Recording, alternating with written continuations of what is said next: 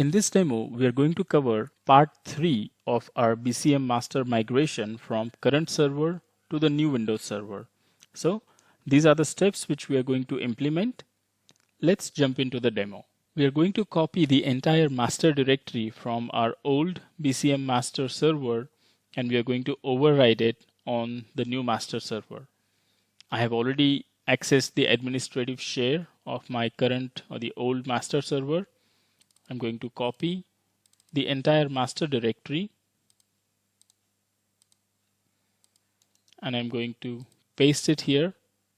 This is my lab environment, so the copy process may be faster, but since it's your production scenario, the actual master directory may be bigger in size, so you need to plan it accordingly so that the copy process doesn't take too long and your production will not be down for longer period of time.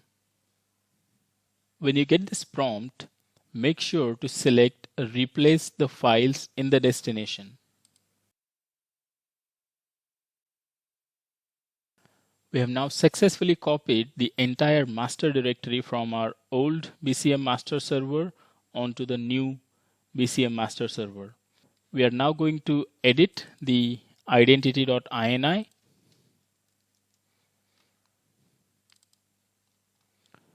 Clear the last identity sent part. Save the file.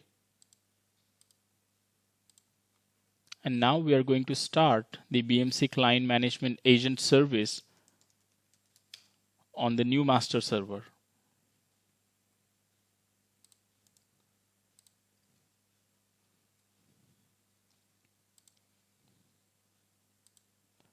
The agent is now initializing, as you can see in the system tray.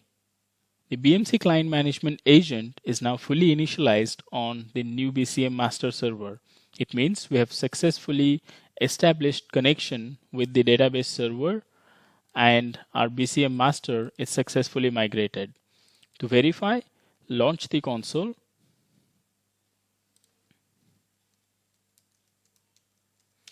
and log into the console. Now in the device topology, we should see this computer name as our new BCM master. So in conclusion, we have successfully migrated the BCM master from the old Windows server to the new Windows server.